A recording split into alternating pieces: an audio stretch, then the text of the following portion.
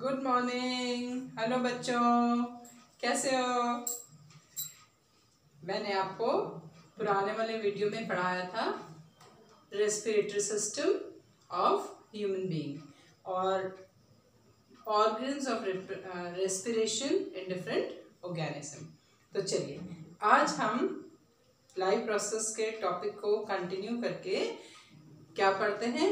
Transportation. Transportation भी life process का एक पार्ट है। तो आज का टॉपिक है हमारा ट्रांसपोर्टेशन। ट्रांसपोर्टेशन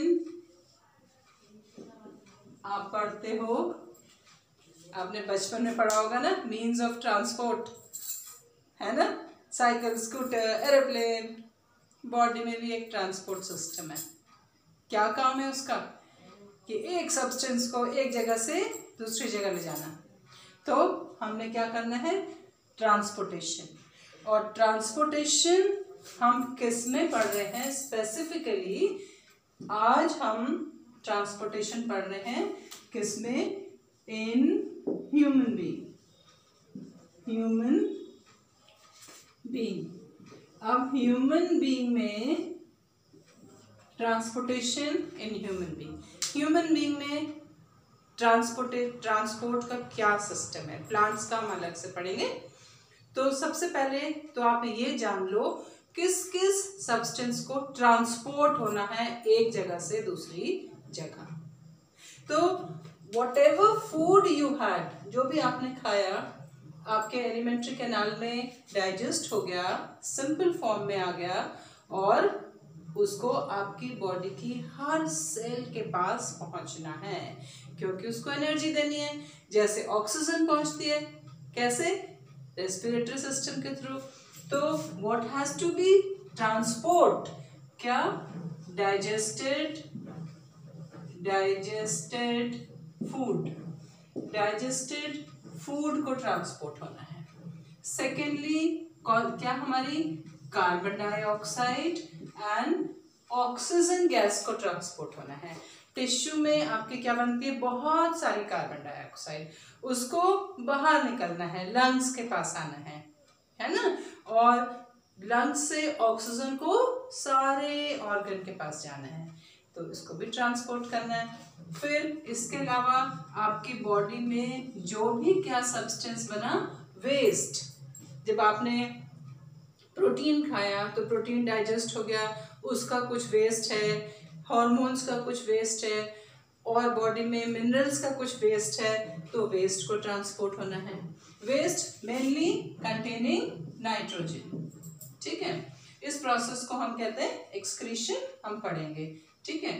अब आपका अनडाइजेस्टेड फूड जो है वो हमारा ट्रांसपोर्ट सिस्टम नहीं करता, it comes out in a different way.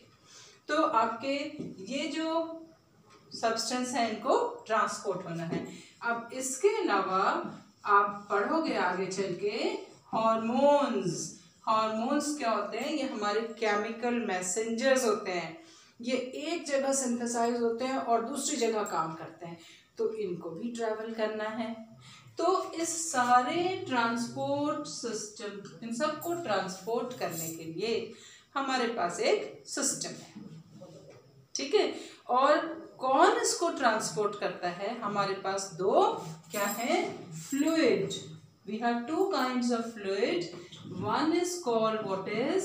Blood, और सेकेंड फ्लूइड है आपका लिम्फ, जो क्या करता है? ट्रांसपोर्ट करता है, ठीक है। तो सबसे पहले हम पढ़ेंगे किसका? ये क्या है? हमारे व्हीकल हैं जो एक सब्सटेंस को एक जगह से दूसरी जगह क्या करते हैं? ट्रांसपोर्ट करते हैं। तो ट्रांसपोर्ट के लिए हमारे पास क्या है? फ्लूइड है, लिक्विड सब्सटेंस है। एक को आप क्या कहते हैं? Blood, and second is called what is? Lymph. आज मैं आपको क्या बताऊंगी? किसके बारे में? ब्लड। ब्लड सब बच्चों ने देखा है, सबको पता है कि ब्लड कैसे कलर का होता है, क्या होता है ब्लड, ठीक है ना? एक लिक्विड फ्लूइड सबने आपने देखा है ना? तो ब्लड को अगर हम देखें, ब्लड क्या है, अब हमारा फ्लूइड है. If you look for the blood is divided mainly into two component. Blood के दो कंपोनेंट होते हैं. एक उसका फ्लूइड होता है, लिक्विड पार्ट, जिसको आप क्या कहते हैं, this is called what is plasma.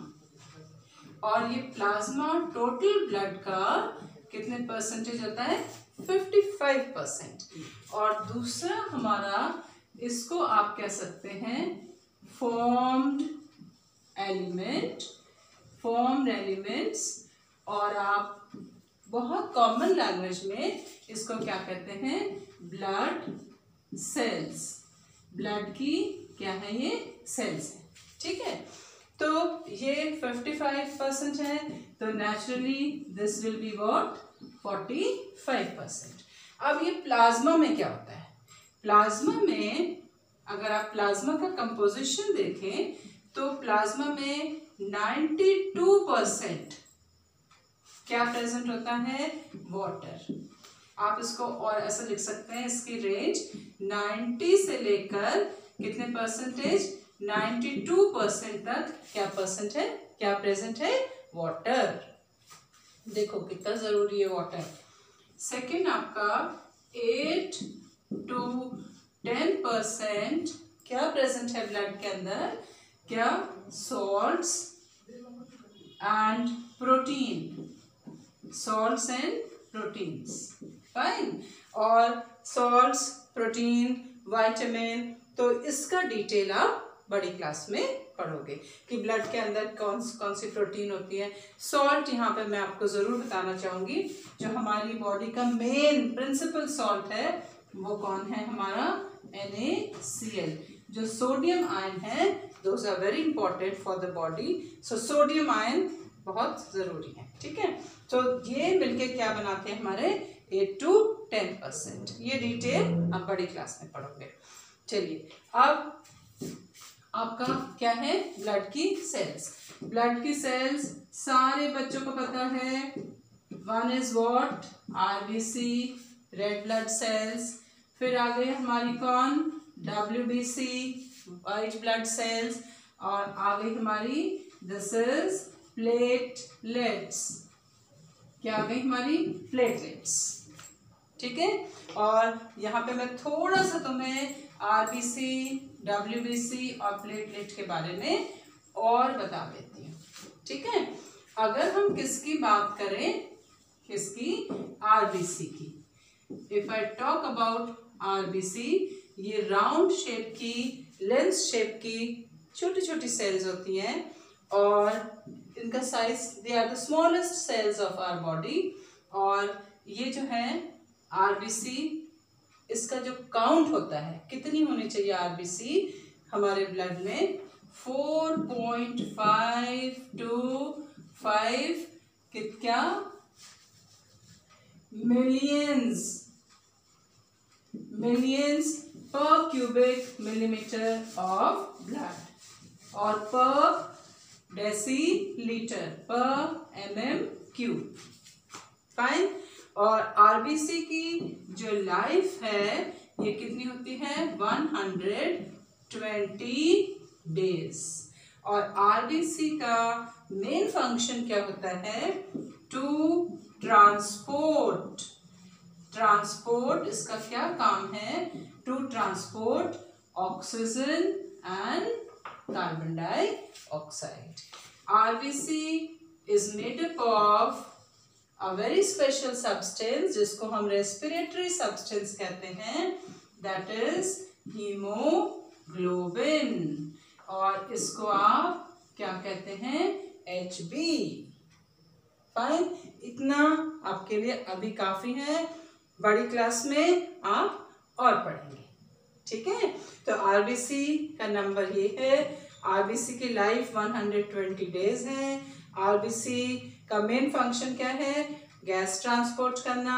और RBC क्या किससे मिलके बनी है, हीमोग्लोबिन. और इस हीमोग्लोबिन की वजह से RBC में कौन सा कलर आता है, रेड कलर आता है. ठीक है, आरबीसी को आप इराथ्रोसाइट्स भी कह सकते हैं। RBCs are also known as erythrocytes. अब आपको थोड़ा सा बताऊंगी किसके बारे में, डब्ल्यूबीसी। डब्ल्यूबीसी को आप और क्या कह सकते हैं, दिस इज ल्यूकोसाइट, ल्यूकोसाइट्स, ठीक है। और ल्यूकोसाइट कह सकते हैं डब्ल्यूबीसी को। डब्ल्यूबीसी का काउंट कितना होना चाहिए, ऑलमोस्ट 8 to 11,000, 8 to 8,000 मैं लिख देती हूँ आपको कंफ्यूजन ना हो, 8,000 to 11,000 per deciliter of the blood per millimeter cube of the blood। WBC देखो, आरबीसी की लाइफ 120 डेज थी और डब्ल्यूबीसी की सोचो कितनी दिन होगी, very less, it is just about 14 days और 2 वीक्स, बस छोटी सी जिंदगी होती है इसकी। और इनका मेन काम क्या होता है, सब कहते हैं ना अपनी इम्यूनिटी बढ़ाओ, इम्यूनिटी बढ़ाओ। कौन आपकी बॉडी की इम्यूनिटी मेंटेन करता है, ये आपकी बॉडी की आर्मी है, आपकी बॉडी को बहुत सारे इन्फेक्शन से बचाती है। तो इसका काम क्या है, दिस इज मेनली, बहुत सारे टाइप के आरबीसी होती हैं, इनका मेन फंक्शन होता है कि they are involve in bodies किसका, इम्यूनिटी, हमारे इम्यून सिस्टम को में इन्वॉल्व रहती हैं, इम्यून सिस्टम को बनाती हैं। और इनका कलर वाइट होता है, तो इसको हम क्या कहते हैं, वाइट ब्लड सेल्स, ठीक है। तो आप समझ गए इनका काम क्या है, to maintain bodies immune system.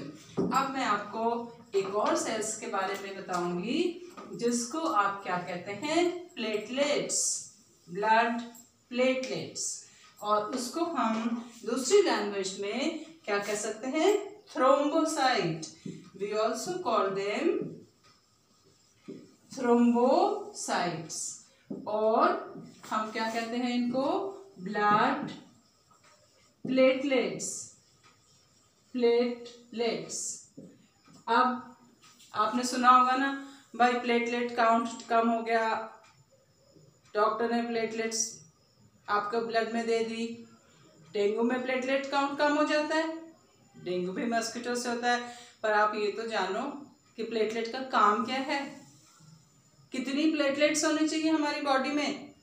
Platelets भी क्या होती हैं, छोटी राउंड सेल्स होती हैं, न्यूक्लियस नहीं होता जैसे आरबीसी में नहीं होता।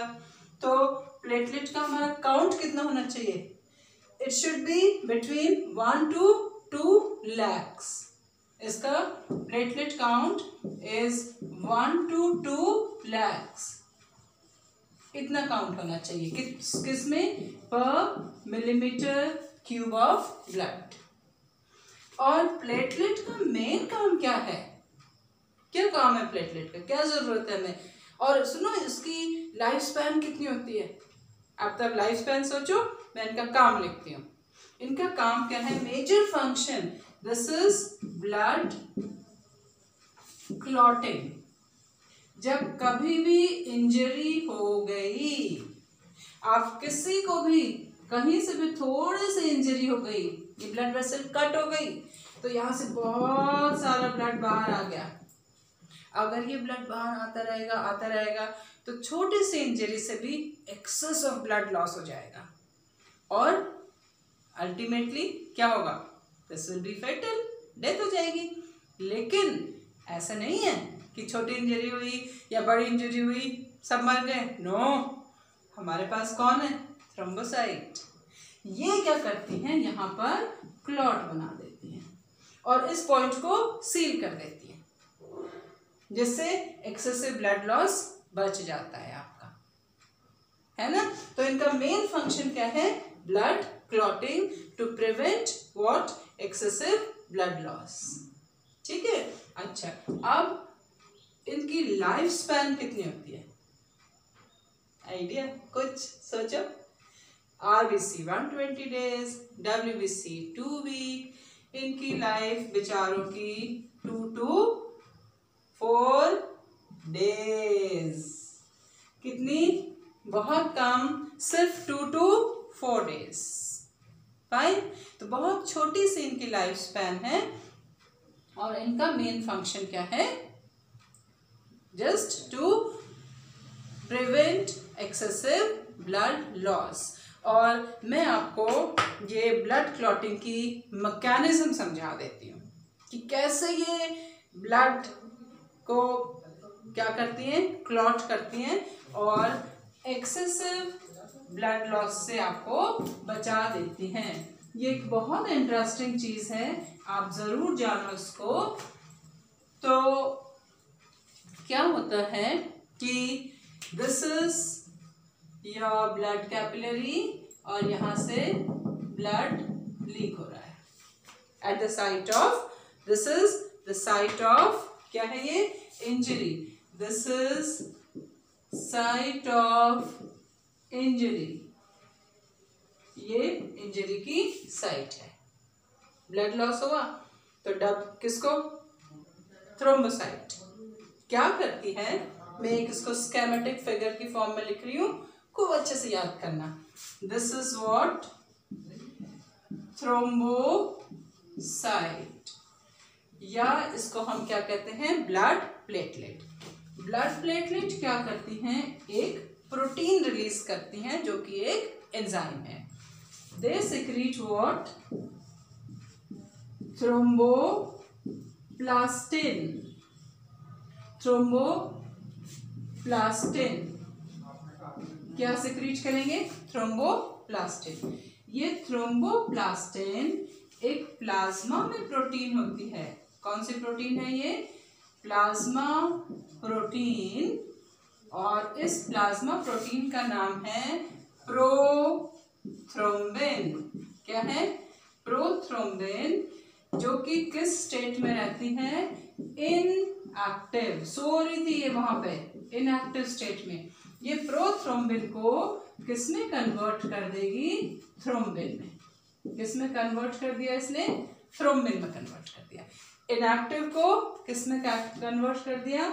एक्टिव स्टेट में कन्वर्ट कर दिया, थ्रोम्बिन में। अब ये थ्रोम्बिन क्या करती है? थ्रोम्बिन एक और प्रोटीन होती है हमारी, दिस थ्रोम्बिन। ये जो थ्रोम्बिन है ये क्या करती है? There is one more protein which is called what is?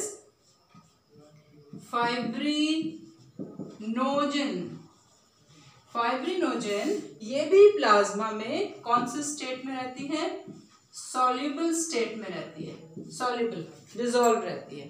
तो ये जो थ्रोम्बिन है इस किसको? फाइब्रिनोजन को किस में कन्वर्ट कर देती है? फाइब्रिन में। कौन से स्टेट में? फाइब्रिन में कन्वर्ट कर देती है। फाइब्रिन मतलब प्रोटीन जिसमें क्या है? Thread, fibre. ये किस में कन्वर्ट कर देती है? ऐसी फाइबरस प्रोटीन में कन्वर्ट कर देती है। And it forms a network. क्या बना दिया इसने? फाइब्रिन का नेटवर्क। और इसके बीच में क्या आ गई? आपकी बहुत सारी आरबीसी। ये आ गई हमारी आरबीसी। और जो ये स्ट्रक्चर बना ये कुछ नहीं है, क्या है बच्चों? ये ब्लड का क्लॉट। और यहाँ पर बड़े बड़े ब्लड के क्लॉट आ गए जिसने इसको सील कर दिया और एक्सेसिव ब्लड लॉस रुक गया, है ना। और इस सब के लिए किसकी जरूरत है? किसकी? कौन से आयन की? कैल्शियम आयन की। और किसकी जरूरत है? विटामिन के की जरूरत होती है। फाइन, देखो मैंने आपको क्या सिखाया? एक मैकेनिज्म किसकी? ब्लड क्लॉटिंग की। आप जरूर इसको नोट करना। एक बार मैं फिर से आपको एक्सप्लेन करती हूँ कि थ्रोम्बोसाइट ब्लड प्लेटलेट क्या सिक्रीट करती हैं? Thromboplastin, where at the site of injury. ये सारी प्रोसेस इंजरी की साइट में हो रही है, ठीक है। जिससे कि थ्रोम्बोप्लास्टिन एक एंजाइम है, वो प्लाज्मा में एक प्रोटीन होती है जिसको हम कहते हैं प्रोथ्रोम्बिन। वो कौन से स्टेट में है? इनएक्टिव स्टेट में। एंड इस prothrombin gate convert into thrombin. किसने कन्वर्ट करा? थ्रोम्बोप्लास्टिन ने। और थ्रोम्बिन का क्या काम? सब एक दूसरे को उठा रहे हैं, एक्टिवेट कर रहे हैं। ये फाइब्रिनोजिन जो किस में स्टेट में थी? सॉल्युबल स्टेट में। इसको किस में कन्वर्ट कर दिया उसने? इनसॉल्युबल स्टेट में कर दिया। और जब ये इनसॉल्युबल स्टेट में आ गई तो किसकी फॉर्म में आ गई? फाइबर की फॉर्म में। और इसने क्या बना दिया? एक इस तरह का नेटवर्क बना दिया। ये नेटवर्क बन गया। और इसके बीच बीच में क्या है? हमारी आरबीसी। सबने मिलके एक क्या बना दिया? क्लॉट। जो कहाँ डिपॉजिट हो गया? Site of injury. और क्या हुआ? ब्लड क्लॉट ने एक्सेसिव ब्लीडिंग को रोक दिया। ठीक है, चलिए अब मैंने आपको ब्लड के बारे में बताया। अब ये ब्लड पूरी बॉडी में क्या करता है? घूमता रहता है। तो उसको पावर चाहिए, तो इसके लिए पंप है। कौन? हार्ट। मैं आपको अपने अगले वीडियो में हार्ट का स्ट्रक्चर पढ़ाऊंगी, इंतजार करिए। पूरा पढ़ो, शेयर करो, सब्सक्राइब करो। Thank you.